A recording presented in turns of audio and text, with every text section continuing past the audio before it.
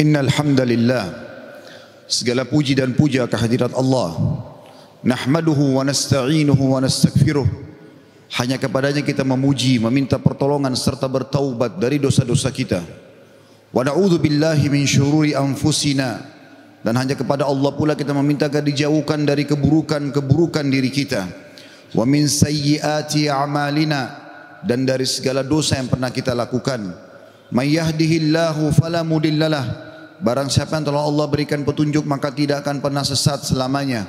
Wa may yudlilhu fala hadiyalah, dan barang siapa yang telah Allah sesatkan maka tidak akan mendapatkan petunjuk selamanya. Asyhadu an la ilaha illallah wahdahu la syarikalah wa asyhadu anna Muhammadan abduhu wa rasuluh. Saya bersaksi tiada Tuhan yang berhak disembah kecuali Allah dan tidak ada sekutu bersamanya, dan Muhammad benar-benar hamba juga utusannya. Qala Allah Ta'ala, Allah mengingatkan dalam kitabnya, ya ayyuhalladzina amanu taqullaha haqqa tuqatihi wa la tamutunna illa wa antum muslimun. Hai sekalian orang-orang yang beriman, bertakwalah, hanya patuh dan tunduklah kepada satu-satunya pencipta segala sesuatunya, baik di langit, di bumi, di kedalaman lautan, yaitu Allah. Sebenar-benar patuh dan tunduk, dan janganlah kalian meninggal dunia kecuali dalam keadaan Islam. Di ayat yang lain qala Allah Ta'ala, ya ayuhan nasu taqu rabbakumul ladzi khalaqakum min nafsin wahidah wa khalaqa minha zawjaha wa batha minhuma rijalan katsiran wa nisaa wattaqullaha alladzi tasaaluna bihi wal arham innallaha kana 'alaikum raqiba. Hai sekalian manusia, bertakwalah, hanya tunduklah kepada Allah yang telah menciptakan kalian dari jiwa yang satu, yaitu Adam alaihissalam, dan menciptakan dari jiwa yang satu istrinya Hawa alaihissalam, dan telah banyak memberikan keturunan laki-laki juga perempuan dari keduanya. Sekali lagi, bertakwalah kepada Allah dan jagalah hubungan silaturahim. Sesungguhnya Allah senantiasa mengawasi kalian.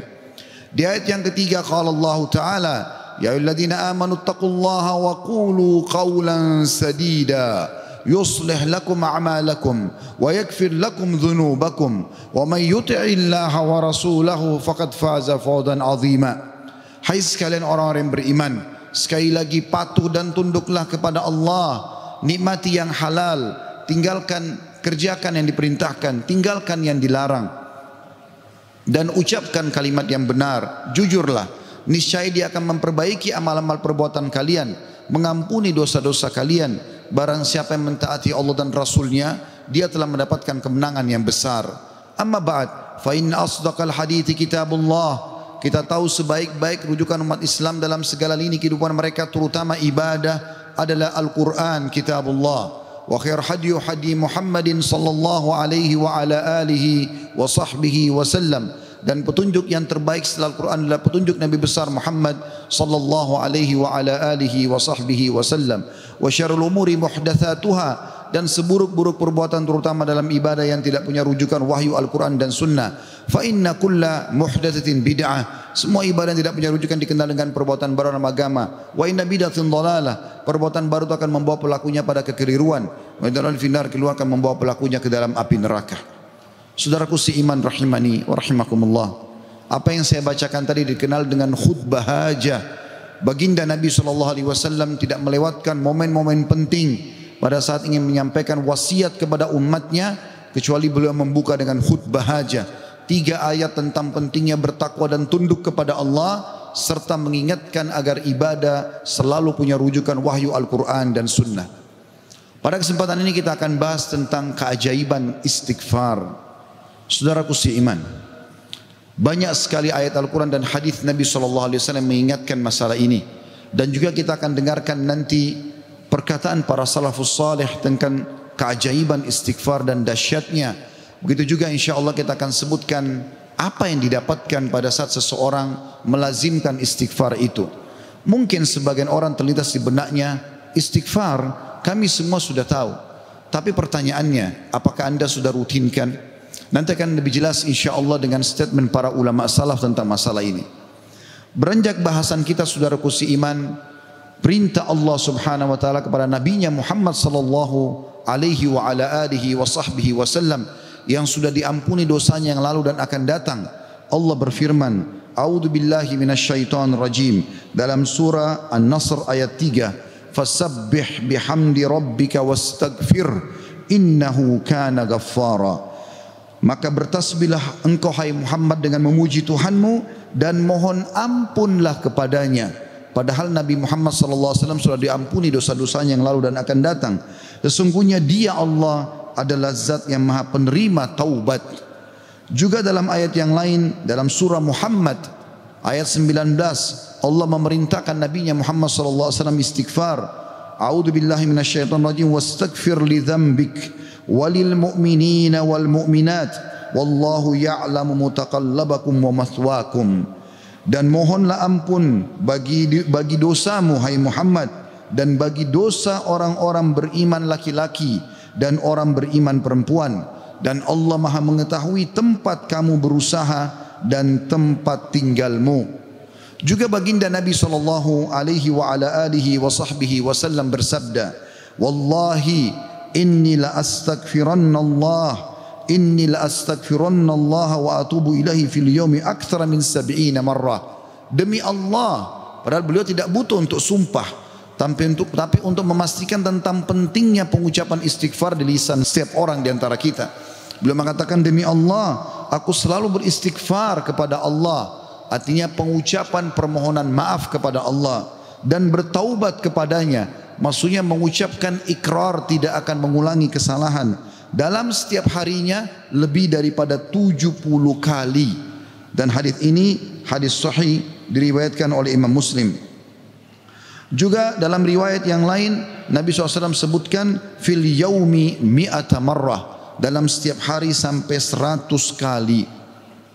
Saudaraku seiman, para ulama salaf menjelaskan kepada kita bagaimana kedudukan istighfar. Bermula dari perkataan sahabat yang mulia Abu Musa al-Ash'ari radhiyallahu anhu. Beliau mengatakan, dahulu kita memiliki dua pelindung dari azab atau siksaannya Allah. Salah satunya telah pergi, yaitu keberadaan Rasulullah sallallahu alaihi wa ala alihi wa sahbihi wasallam di tengah-tengah kita.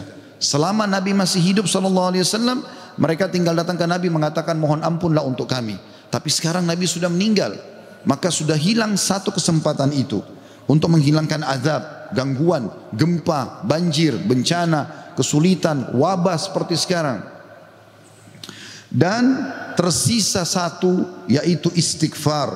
Apabila ia juga telah pergi dari lisan seseorang di antara kita, maka niscaya kita binasa.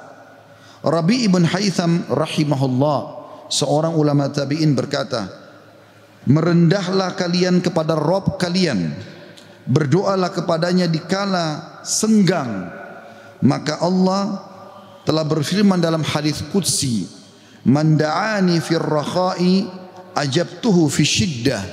Siapa yang memohon kepadaku pada saat dia senggang, aku akan penuhi kebutuhannya pada saat lagi sempit.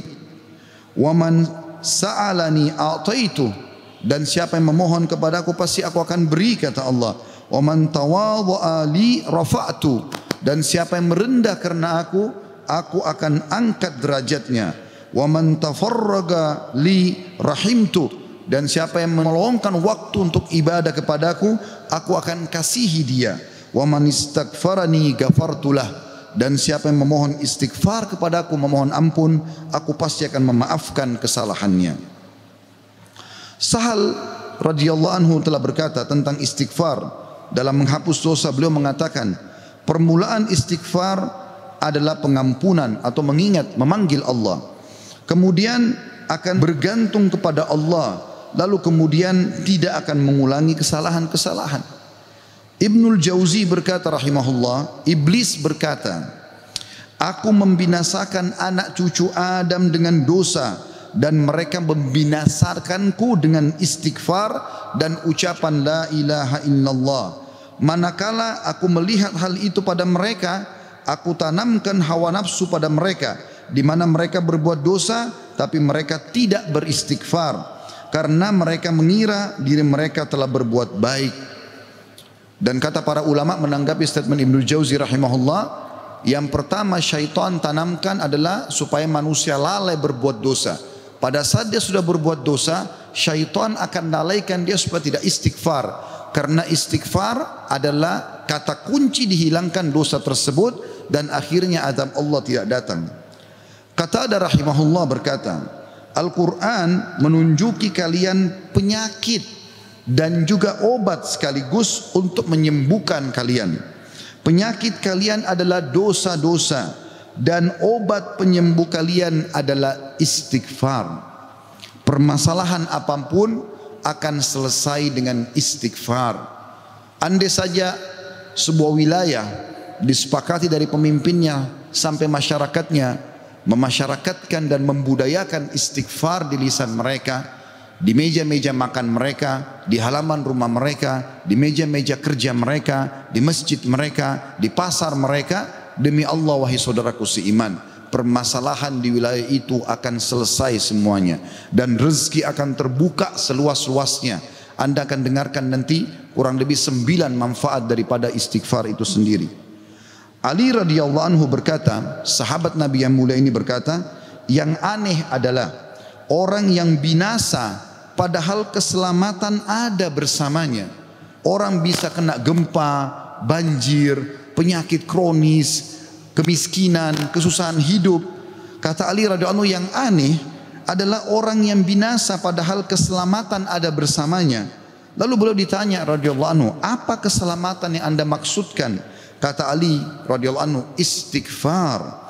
Beliau juga berkata, tidaklah seorang hamba diilhami oleh Allah subhanahu wa ta'ala untuk beristighfar. Allah tidak mudahkan lisan Anda mengatakan astagfirullah. Itu saja, kata beliau, kecuali Allah memang berkehendak untuk menyelamatkannya atau tidak mengazabnya. Seseorang soleh juga berkata, hamba berada di antara dosa dan nikmat. Keduanya tidak akan menjadi baik kecuali mensyukuri nikmat dan istighfar dari dosa-dosa. Juga Luqman al-Hakim yang terkenal Allah namakan surah Luqman atas namanya. Dia berkata kepada putranya, wahai anakku, Allah memiliki beberapa waktu tidak ditolak orang untuk meminta pada waktu itu, seperti antara azan dan iqamah, seperti sepertiga malam, saat hujan turun dan seterusnya. Maka perbanyak istighfar pada saat itu. Beliau bukan menyuruh anaknya minta hajat, tapi disuruh beristighfar. Karena dengan istighfar ternyata hajat-hajat kita walaupun kita tidak minta dipenuhi oleh Sang Pencipta Allah Subhanahu wa taala. Ibunda mulia Aisyah radhiyallahu anha, Ummul Mukminin berkata, tuba, kegembiraan, kebahagiaan bagi siapapun yang mendapatkan istighfar tertulis indah banyak di buku amalnya. Abu Al-Minhal juga berkata rahimahullah, tidaklah seorang hamba didampingi di dalam kuburnya oleh pendamping yang lebih dicintai daripada istighfar yang dia ucapkan semasa hidupnya. Al-Hasan Basri berkata rahimahullah, perbanyak istighfar di rumah-rumah kalian, di meja-meja makan kalian, di jalan-jalan kalian, di pasar-pasar kalian, di majlis-majlis kalian, karena kalian tidak tahu kapan ampunan akan turun. Seorang Badui berkata, siapa yang ingin menjadi tetangga kami di tanah kami, hendaklah memperbanyak istighfar, karena istighfar adalah awan tebal yang mengandung air atau hujan yang lebat, maksudnya rezeki. Andai saja kita fahami statement-statement saudaraku seiman, mungkin beranjak dari Pak Bupati hafizahullah, pemimpin wilayah Goa, semoga Allah jaga beliau, dan juga seluruh masyarakat Goa ini, apalagi kalau seluruh wilayah Indonesia bisa menanamkan ini, selalu saling berwasiat, pemimpin kepada masyarakat, masyarakat kepada seluruh tetangganya, setiap orang kepada keluarganya, ayo perbanyak istighfar. Setiap lagi diam, jangan cuma diam, astagfirullah wa atubu ilaih, itu saja. Berapa banyak orang, tadi saya dapat informasi masyarakat Goa kurang lebih kalau tidak salah 800.000. Kalau 800.000 orang anggap yang muslimnya misalnya 700.000 saja, semua beristighfar satu orang satu kali saja, ada 700.000 istighfar naik ke langit. Bukankah itu akan mendatangkan rezeki kepada kita? Bukankah itu pasti akan mengangkat wabah dan permasalahan yang kita hadapi? Demi Allah iya saudara. Jawabannya demi Allah iya. tinggal anda mau amalkan atau tidak. Juga Bakar bin Abdullah Al-Muzani rahimahullah berkata, kalian banyak berbuat dosa, maka perbanyaklah istighfar. Karena seseorang kalau menemukan istighfar dalam catatan amalnya, pada setiap jarak 2 baris buku amalnya hari kiamat, dia akan senang melihatnya. Ibnu Taimiyah berkata, ini statement terakhir dalam perkataan salafus salih, saya akan masuk setelah itu keutamaan daripada istighfar itu sendiri sebagai penutup khutbah kita insyaallah. Ibnu Taimiyah berkata, fikiranku kadang-kadang terpaku kepada sebuah masalah yang sulit aku hadapi, enggak ada solusinya. Maka aku beristighfar kepada Allah 1000 kali. Astaghfirullah wa atubu ilaih, astaghfirullah wa atubu ilaih. Terus saya ucapkan 1000 kali sampai dadaku dilapangkan dan masalah yang sulit pun terpecahkan. Aku kadang berada di pasar, masjid atau sekolah, tapi hal itu tidak menghalangiku dari zikir dan istighfar sampai aku meraih apa yang aku inginkan. Istighfar teman-teman sekalian. Baik, kira-kira orang yang bertanya, apa yang saya dapatkan kalau saya beristighfar?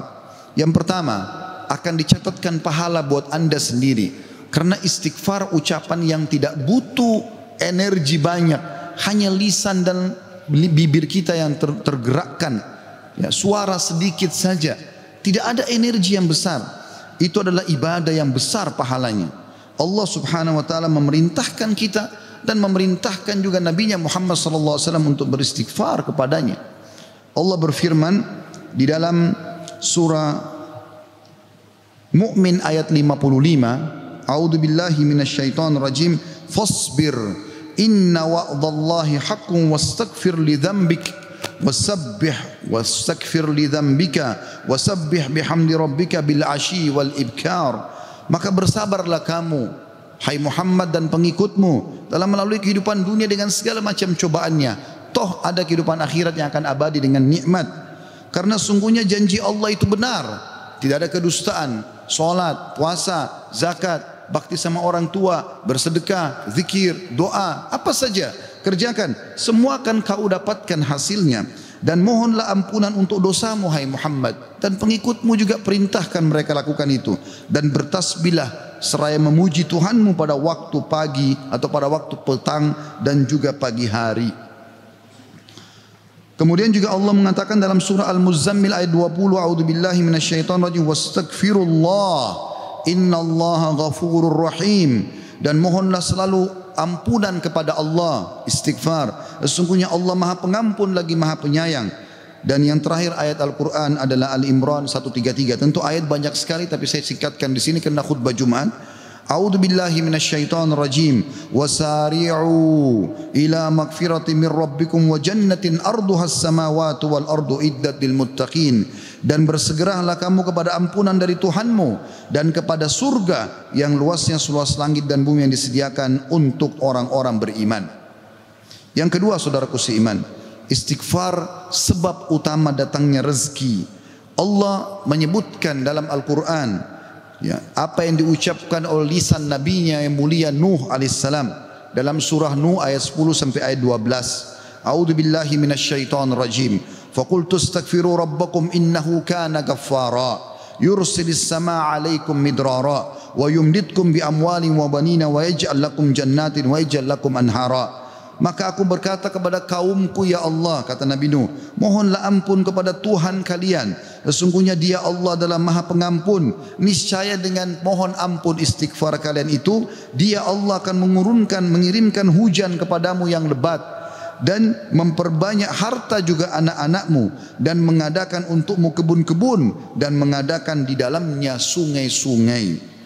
Juga dalam surah Hud ayat 52 Allah subhanahu wa ta'ala berfirman, A'udzu billahi minasyaitonir rajim. Ya qaumi, Nabi Hud berkata alaihissalam, ya qaumi istaghfiru rabbakum thumma tubu ilaihi yursilis samaa 'alaikum midrara wa yazidkum quwwatan ila quwwatikum wa la tatawallaw mujrimin. Hai kaumku, kata Nabi Hud alaihissalam, banyaklah mohon ampunlah kepada Tuhan kalian dan bertobatlah kepadanya. Niscaya pasti dengan istighfar dan tobat kalian Dia menurunkan hujan yang sangat deras atasmu. Maksudnya subur, hujan bukan mematikan tapi membawa berkah. dan dia akan menambahkan kekuatan kepada kekuatanmu. Fisikmu akan kuat, fikiranmu, jiwamu akan sehat, dan janganlah kamu berpaling dengan berbuat dosa. Al-Qurtubi rahimahullah berkata tentang tafsir surah Hud ayat 52, di dalam ayat-ayat ini terdapat dalil bahwa istighfar digunakan untuk meminta rezeki dan hujan. Juga Ibnu Katsir berkata rahimahullah dalam tafsir beliau surah Hud ayat 25, jika kalian bertobat dan memohon ampunan kepada Allah serta kalian mentaatinya, niscaya Allah akan memperbanyak rezeki kalian, memberikan kalian minum dengan nikmat-nikmat langit, mengeluarkan untuk kalian nikmat-nikmat bumi, menumbuhkan untuk kalian tumbuh-tumbuhan, mengalirkan untuk kalian air, dan menjadikan untuk kalian kebun-kebun. Di dalamnya terdapat berbagai macam buah-buahan, dan dia menyelingi di antara kebun-kebun tersebut sungai-sungai yang mengalir. Yang ketiga, saudaraku seiman, istighfar sebab masuk ke dalam surga. Sebagaimana kita sudah tahu bersama-sama, salah satu zikir pagi dan petang yang sangat dianjurkan adalah membaca Sayyidul Istighfar, tuannya istighfar, yaitu lafadznya sebagaimana dinukil dari Nabi SAW. Beliau mengatakan, Allahumma anta rabbi la ilaha illa anta khalaqtani wa ana abduka wa ana ala ahdika wa wa'dika mastata'tu a'udhu bika min syarri ma sana'tu abu'u laka bi ni'matika alayya wa abu'u bidzambi faghfirli fa innahu la yaghfiru dhunuba illa ant. Yang artinya, ya Allah, sungguhnya Engkau adalah Rabbku, penciptaku. Tidak ada Tuhan yang berhak disembah kecuali Engkau. Engkaulah yang telah menciptakanku dan aku adalah hambamu. Aku senantiasa berada dalam perjanjian bersamamu. Maksudnya mentauhidkan Allah dan tidak bermaksiat. Dan aku yakin akan janjimu tentang pahala bagi orang-orang mukmin semampuku. Aku berlindung kepadamu dari kejelekan yang aku perbuat. Aku mengakui nikmatmu kepadaku serta aku mengakui dosaku. Oleh karena itu ampunilah aku, karena sungguhnya tidak ada yang mengampuni dosa kecuali Engkau. Kata Nabi SAW, siapa yang mengucapkan ini, man qalaha minan nahari mukinan, dia yakin, besok dia ucapkan di siang hari atau pagi hari dengan yakin dalam hatinya, famata min yaumihi, kemudian dia meninggal pada hari itu, qabla an yumsiya, sebelum tiba di sore hari, fahuwa min ahlil jannah, dia pasti masuk ke dalam surga. Wa man qalaha minal laili wa huwa muqinun biha, dan siapa ucapkan walaupun sekali saja di malam hari, famata, maka kemudian dia mati, qabla an yusbih, sebelum dia tiba pagi hari, fahuwa min ahlil jannah. Yang keempat, istighfar adalah sebab dihapuskannya dosa. Mohon maaf kalau sedikit panjang, saya minta waktu sekian beberapa menit lagi. Kata ada berkata radhiyallahu rahimahullah, sesungguhnya Al-Quran menunjuki kalian tentang penyakit dan penyembuhannya, yaitu dosa adalah penyakit dan penyembuhannya adalah istighfar. Allah berfirman, a'udzubillahi minasyaitonirrajim, dalam surah Al-Imran 135, walladzina idza fa'alu fahishatan aw zalamu anfusahum dzakarullaha fastaghfaru lidzunubihim wa may yaghfiru dzunuba illallah wa lam yusirru ala ma fa'alu hum ya'lamun. Dan juga orang-orang yang apabila mengerjakan perbuatan keji dan menganiaya diri mereka, kalau mereka buat dosa, maka mereka ingat kepada Allah lalu mereka memohon ampun terhadap dosa-dosa mereka, dan siapa lagi yang dapat mengampuni dosa selain Allah, dan mereka terus mereka tidak meneruskan perbuatan dosa itu sedang mereka mengetahuinya. Kemudian teman-teman sekalian, selanjutnya adalah yang kelima, istighfar mencegah hukuman dari Allah Subhanahu wa taala. Saya ambil satu saja. Al Hasan Basri rahimahullah berkata, wahai anak Adam, meninggalkan dosa lebih ringan bagimu daripada mencari taubat, dan ketahuilah bahwasanya pada saat kau meninggalkan perbuatan dosa atau kau beristighfar pada saat berbuat dosa, maka azab Allah tidak akan datang. Karena Allah berfirman dalam surah Al-Anfal ayat 33, a'udzubillahi minasyaitonir rajim, wa ma kana Allahu liyu'adzibahum wa anta fihim, wa ma kana Allah mu'adzibahum yastaghfirun. Dan Allah sekali-kali tidak akan mengadab mereka sedangkan kamu berada di tengah-tengah mereka, hai Muhammad, dan tidak pula Allah akan mengadab mereka sedang mereka selalu memohon ampun. Yang keenam, istighfar sebab diangkatnya derajat. Dalam sebuah hadis, ajarkan bab ini kepada anak anda. Dalam hadis riwayat Ahmad dengan sanad hasan, kata baginda Nabi SAW, Inna Allah Azza wa Jalla yarfa'ud darajati lil abdi salihi fil jannah, fayaqulu ya Rabbi anna li hadhihi, fayaqulu bi istighfari waladika lak. Sesungguhnya Allah yang maha suci dan maha tinggi mengangkat derajat seseorang hamba saleh di surga, sehingga dia bertanya, yang sudah mati diangkat derajatnya tinggi di surga. Hamba ini bingung, dia tidak pernah merasa berbuat amal yang bisa membawa dia ke derajat itu. Lalu dia bertanya, wahai Rabbku, dari mana nikmat ini hamba dapatkan? Maka kata Allah SWT, dari istighfar anakmu untukmu. Yang ketujuh, istighfar adalah sebab disucikan hati. Sebagaimana Nabi SAW bersabda, innal mu'mina idza adzama dzamban kanat nuqtatan sauda'u fi qalbihi. Kalau seorang mukmin berbuat dosa akan menjadi titik hitam dalam hatinya. Fa in taba wa naza wastaghfara su'ika qalbuhu minha. Kalau dia bertaubat kemudian dia beristighfar kepada Allah, meninggalkan dosanya, maka akan diangkat noda hitam itu dalam hatinya. Fa in zadat hatta taglufa qalbu fadzalika ar-rana alladhi dzakarahu Allah fi kitabihi kalla barrana ala qulubihim ma kanu yaksibun. Dan kalau seandainya dia bertaubat dan meninggalkannya serta beristighfar, hatinya kembali bersih darinya, dan kalau dia tambah melakukan dosa, maka bertambah pula titik hitam itu sampai menutupi seluruh hatinya. Dan itulah makna kalimat ar-ran dalam firman Allah Subhanahu wa taala, sekali-kali apa yang selalu mereka usahakan itu menutupi hati mereka. Surah Al-Mutaffifin ayat 14. Dua poin yang terakhir teman-teman sekalian, yang ke-8 adalah istighfar sebab memperoleh anak dan keturunan. Dinukil dalam sebuah riwayat disebutkan oleh Abu Hanifah rahimahullah dalam musnadnya, bahwasanya seseorang datang mengeluh dari Jabir bin Abdullah radhiyallahu anhu. Seseorang mengeluh kepada Nabi SAW lalu berkata, ya Rasulullah, ya sesungguhnya orang semua punya anak tapi aku sendiri yang tidak punya anak. Maka kata Nabi SAW, mana kau dari dua senjatamu, memperbanyak sedekah dan istighfar, maka dengannya kau akan diberikan rezeki. Kata Jabir bin Abdullah, orang itu pun mengamalkan, lalu saya menyaksikan orang itu dikaruniai 9 orang anak, semuanya laki-laki. Kesembilan dan terakhir adalah istighfar sebab menikmati kesehatan dan kekuatan. Sebagaimana dijelaskan dari dalam surah Hud ayat 52, dan sudah saya bacakan tadi ayatnya, saya tidak ulangi, tapi potongan ayatnya adalah yazidkum quwwatan ila quwwatikum. Istighfar menyebabkan bertambahnya kekuatan di atas kekuatan.